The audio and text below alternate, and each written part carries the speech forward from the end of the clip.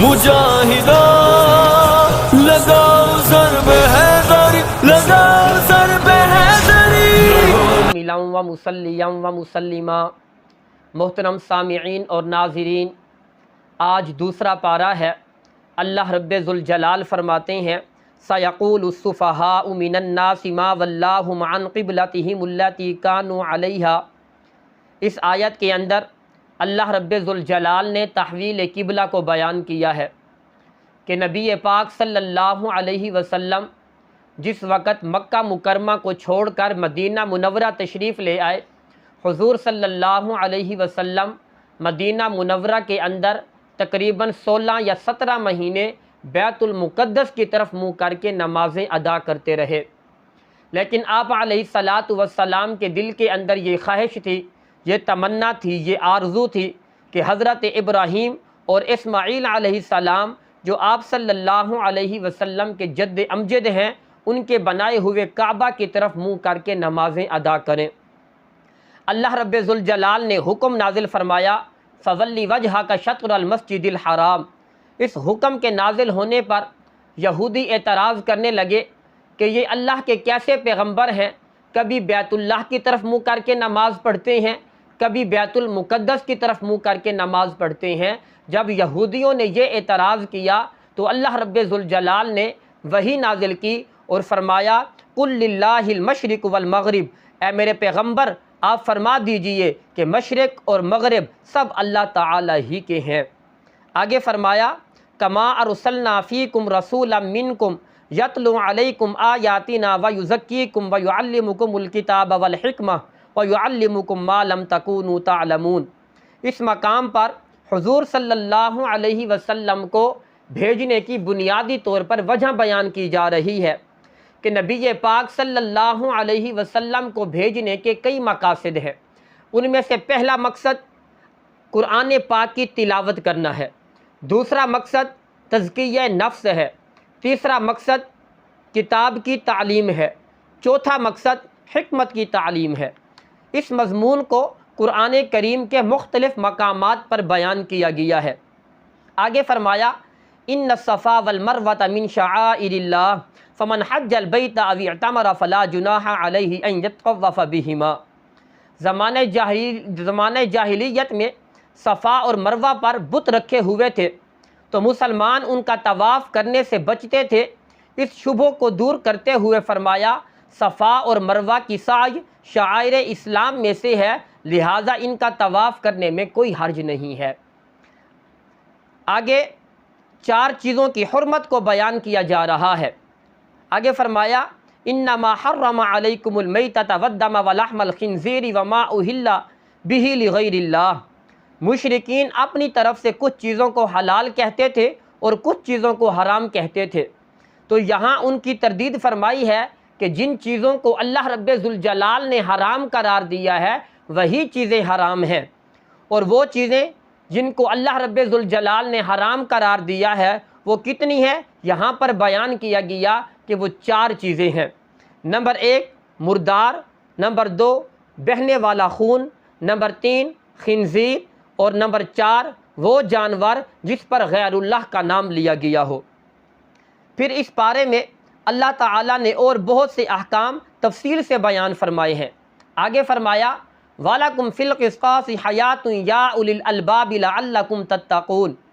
अगर किसास के मसले पर अमल दरामद हो तो आप यकीन फरमाएं कि इसमें कातिल और मकतूल दोनों की ज़िंदगी है।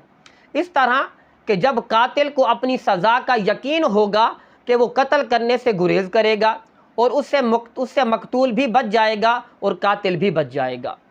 आगे फरमाया, कुतिबा अलैकुम इज़ा हज़र अहदकुमुल मौत इन तरका खैरनिल वसिय्यतु लिल वालिदैनि वल अक़रबीन बिल मारूफ़ हक़्क़न अलल मुत्तक़ीन। इस आयत में वसीयत का बयान किया गया है कि फ़ौत होने वाला अपनी वफ़ात से पहले अपने वालिदैन और दीगर रिश्तेदारों के लिए वसीयत करे। किसको कितना हिस्सा मिलना है, इस आयत के नुज़ूल से पहले वरसा के हिस्से मुतअय्यन नहीं थे। मरने वाले का सारा तरका उसके लड़कों को मिलता था, इसलिए इस आयत के अंदर बयान किया गया है कि मरने वाले को चाहिए कि अपने वालिदैन के लिए اور قریبی رشتہ داروں کے لیے ان کے لیے وصیت کرے۔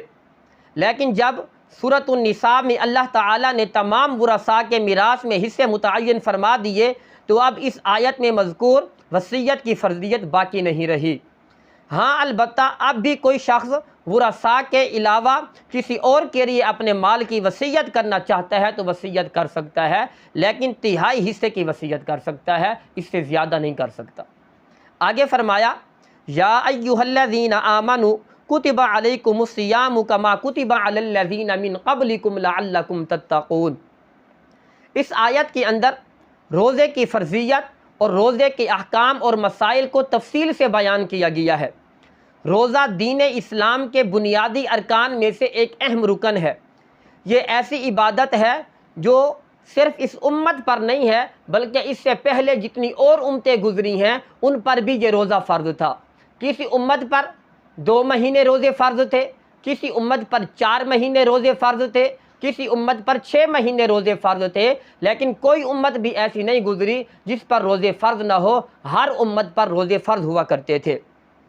روزے کی شرعی تعریف یہ ہے کہ روزے کی نیت کے ساتھ صبح صادق سے لے کر غروب آفتاب تک کھانے پینے اور جماع سے رکنا۔ اگر کسی نے غروب آفتاب سے 1 منٹ پہلے بھی افطار کیا تو اس کا روزہ ٹوٹ جائے گا، روزہ فاسد ہو جائے گا، روزہ باقی نہیں رہے گا۔ پھر مسافر اور مریض کے لیے رمضان کے روزوں اور فدیے کے متعلق احکام بیان فرمائے۔ آگے فرمایا شہر رمضان الذی انزل فیہ القرآن ھدی للناس وبینات من الھدی والفرقان۔ رمضان المبارک میں جہاں روزے فرض ہیں وہیں اس کی ایک فضیلت یہ بھی ہے کہ قرآن کریم اس ماہ مبارک میں نازل کیا گیا۔ دن کو مومن روزہ رکھتا ہے، رات کو تراویح کے اندر حافظ قرآن، قاری قرآن، قرآن کی تلاوت کرتا ہے، اور جو قرآن کا حافظ نہ ہو، جو قرآن کا قاری نہ ہو، وہ پیچھے کھڑے ہو کر قرآن کریم کی تلاوت سنتا ہے۔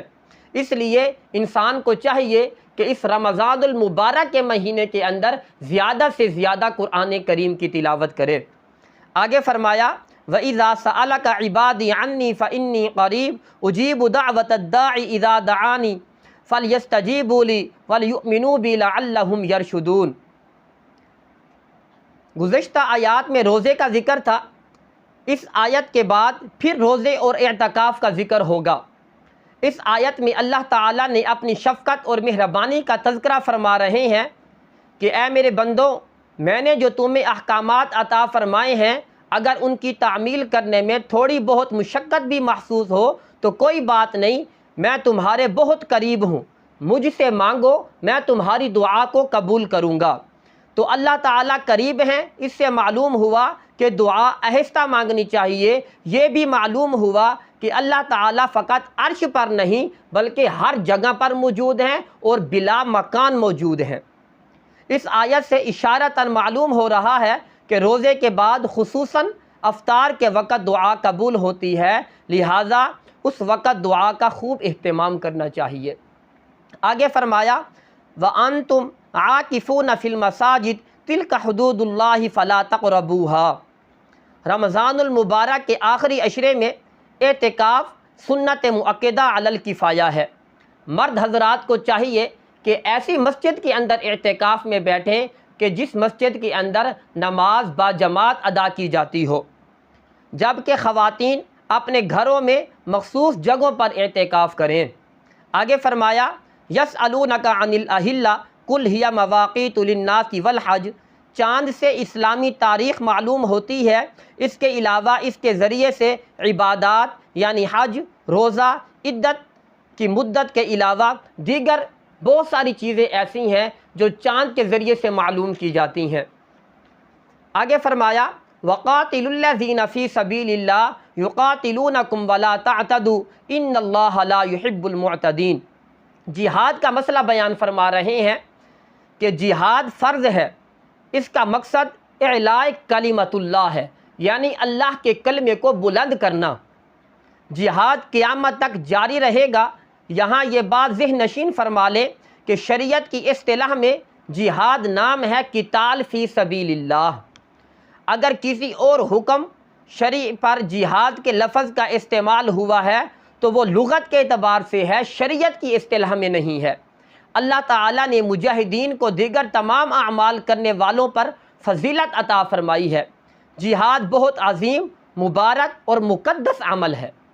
آگے فرمایا الحج اشہر معلومات، حج اسلام کے بنیادی ارکان میں سے ایک اہم رکن ہے۔ حج میں 2 ارکان ہیں، نمبر 1 وقوف عرفہ، نمبر 2 طواف زیارت۔ 5 دنوں میں 5 مقامات پر 7 عبادتوں کے کرنے کو حج کہتے ہیں۔ حج کے 5 دن یہ ہیں، نمبر 1 8 ذو الحج کا دن، نمبر 2 9 ذو الحج کا دن، نمبر 3 10 ذو الحج کا دن، نمبر 4 11 ذو الحج کا دن، نمبر 5 12 ذو الحج کا دن۔ اور حج کے 5 مقامات یہ ہیں، نمبر 1 بیت اللہ، نمبر 2 صفا مروہ، نمبر 3 مینا، نمبر 4 مزدلفہ، نمبر 5 عرفات۔ حج کی 7 عبادتیں یہ ہیں، نمبر 1 احرام، نمبر 2 طواف، نمبر 3 سعی، نمبر 4 وقوف، نمبر 5 رمی، نمبر 6 قربانی، نمبر 7 حلق یا قصر کروانا۔ آگے فرمایا وَمَن يَرْتَدِدْ مِنْكُمْ عَنْ دِينِهِ فَيَمُتْ وَهُوَ كَافِرٌ فَأُولَٰئِكَ حَبِطَتْ أَعْمَالُهُمْ فِي الدُّنْيَا وَالْآخِرَةِ وَأُولَٰئِكَ أَصْحَابُ النَّارِ هُمْ فِيهَا خَالِدُونَ۔ پھر مرتدین کی سزا کو بیان فرمایا کہ جو شخص مومن ہے اور وہ ایمان کو چھوڑ کر مرتد ہو جاتا ہے، اگر وہ سمجھانے کے باوجود باز نہ آئے تو اس کے سارے اعمال ضائع ہو جاتے ہیں اور وہ واجب القتل ہے، جہنم کا مستحق ہو جاتا ہے۔ لیکن یہاں پر یہ بات ذہن نشین کر لیں کہ جو شخص مرتد ہو گیا، مرتد کو سزا دینا ہر آدمی کے اختیار میں نہیں ہے کہ جس کا جی چاہے وہ اٹھ کر اس کو قتل کر دے، ایسی بات نہیں ہے، بلکہ مرتد کو سزا دینا یہ حکومت وقت کا کام ہے۔ جو وقت کی حکومت ہے وہ مرتد کو سزا دے گی۔ آگے فرمایا وَيَسْأَلُونَكَ عَنِ الْمَحِيضِ قُلْ هُوَ أَذًى فَاعْتَزِلُوا النِّسَاءَ فِي الْمَحِيضِ وَلَا تَقْرَبُوهُنَّ حَتَّى يَطْهُرْنَ فَإِذَا تَطَهَّرْنَ فَأْتُوهُنَّ مِنْ حَيْثُ أَمَرَكُمُ اللَّهُ۔ عورت کے ساتھ حالت حیض میں ہم بستری کرنا ناجائز اور حرام ہے۔ یہاں یہ بات ذہن نشین فرما لیں کہ عورت کو جو ہر ماہ کے اندر خون آتا ہے اس کو حیض کا خون کہتے ہیں، اور بچے کی ولادت کے بعد جو خون آتا ہے اس کو نفاس کا خون کہتے ہیں۔ قرآن کریم میں حالت حیض میں بیوی کے ساتھ ہم بستری کرنے سے منع کیا گیا ہے، اور قرآن کریم حالت نفاس میں عورت کے ساتھ ہم بستری کے منع فرمانے کا ذکر نہیں ہے، لیکن حالت نفاس میں ہم بستری بھی اس طرح حرام اور ناجائز ہے۔ حالت نفاس میں ہم بستری کے حرام ہونے کا ذکر احادیث مبارکہ میں آیا ہے، اور قرآن کریم میں حالت حیض پر قیاس کرتے ہوئے حالت نفاس کے اندر بھی بیوی کے ساتھ ہم بستری کرنا ناجائز اور حرام ہے۔ ایک اور بات ذہن نشین کر لیں کہ عورت نکاح کے بعد شوہر کے لیے حلال ہے، لیکن جس طرح حیض اور نفاس کی حالت میں شوہر اپنی بیوی سے ہم بستری نہیں کر سکتا، اسی طرح شوہر اپنی بیوی سے پچھلی جانب سے بھی صحبت کرنا چاہے تو نہیں کر سکتا۔ پچھلی جانب سے صحبت کرنا حرام اور ناجائز ہے۔ آگے فرمایا الطلاق مرتان فامساک بمعروف او تسریح باحسان۔ طلاق کے مسئلے کی تفصیلات بیان فرمائی ہیں کہ طلاق کے بارے میں ذہن نشین فرما لیں کہ ایک طلاق دی تو ایک واقع ہوگی، 2 طلاقیں دی تو 2 واقع ہوں گی، اور اگر ایک مجلس میں الگ الگ 3 طلاقیں یا اکٹھی ایک ہی کلمے سے 3 طلاقیں دے دی تو پھر تینوں ہی واقع ہو جائیں گی۔ آگے فرمایا والوالدات یرضعن اولادہن حولین کاملین لمن اراد ان یتم الرضاعہ۔ پھر بچے کے دودھ پینے کا مسئلہ بیان کیا کہ 2 سال تک مائیں اپنے بچوں کو دودھ پلائیں۔ اسلام نے دودھ پیتے بچوں کے حقوق کا بھی خیال رکھا ہے۔ مدت رضاعت تک کو بیان کیا ہے۔ اگر کوئی بچہ مدت رضاعت میں کسی اجنبی عورت کا دودھ پی لے تو وہ بچہ اس کا رضائی بیٹا اور وہ عورت اس بچے کی رضائی ماں بن جاتی ہے۔ جس طرح حقیقی نسب کے ساتھ رشتے حرام ہو جاتے ہیں، اسی طرح رضاعت کی وجہ سے بھی رشتے حرام ہو جاتے ہیں۔ لیکن جب بھی ایسی کوئی صورت پیش آئے تو اپنے علماء سے اس کے بارے میں تفصیلات معلوم کر سکتے ہیں۔ آگے فرمایا والذین یتوفون منکم ویذرون ازواجا یتربصن بانفسہن اربعۃ اشہر وعشرا، پھر عدت کے مسئلے کو بیان فرمایا کہ اگر کسی عورت کو طلاق ہو جائے، اس کا شوہر فوت ہو جائے، دونوں صورتوں میں عورت پر عدت لازم ہے۔ متعلقہ عورت کی عدت اگر وہ حیض والی ہے تو 3 حیض ہیں، اگر کسی وجہ سے حیض نہ آتا ہو تو عدت 3 ماہ ہے۔ حاملہ عورت کو عدت 3 ماہ ہے۔ حاملہ عورت کو طلاق ہو تو اس کی عدت وضع حمل ہے۔ شوہر فوت ہو جائے، عورت حاملہ نہ ہو تو عدت 4 ماہ 10 دن ہے، اور اگر عورت حاملہ ہو تو پھر اس کی عدت بھی وضع حمل ہے۔ آگے فرمایا ولا جناح علیکم فیما عرضتم به من خطبۃ النساء او اکننتم فی انفسکم، اگر کوئی عورت عدت میں ہو تو اسے واضح لفظوں میں پیغام نکاح دینا یہ درست نہیں ہے۔ البتہ اشارتاً کنایتاً نکاح کا پیغام دیا جا سکتا ہے، لیکن اس سے پختہ وعدہ نہ لیا جائے۔ آگے فرمایا فلما فصل طالوت بالجنود، اس پارے کے آخر میں حق کے نمائندے حضرت طالوت اور باطل کے نمائندے جالوت کا واقعہ بیان فرمایا کہ جالوت کے پاس طاقت بھی تھی، کثرت تعداد بھی تھی، منظم فوج بھی تھی، اور حضرت طالوت علیہ السلام کے پاس طاقت بھی کم تھی اور فوج بھی کم تھی، اس کے باوجود اللہ تعالیٰ نے ان کو فتح عطا فرمائی۔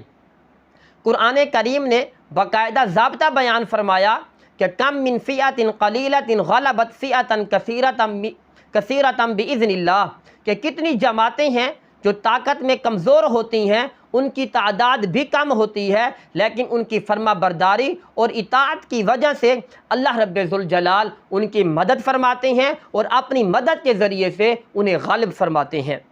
ہمیں خدا کے اس بیان کردہ اصول سے یہ بات سمجھ میں آنی چاہیے کہ مسلمان جب بھی کامیاب ہوتے ہیں وہ اپنی دنیاوی طاقت کے بل بوتے پر غالب نہیں آتے، بلکہ اللہ رب ذوالجلال کی نصرت اور مدد کے ذریعے سے غالب آتے ہیں۔ جو کچھ کہا سنا اللہ عمل کی توفیق عطا فرمائے، آمین۔ وما علینا الا البلاغ المبین۔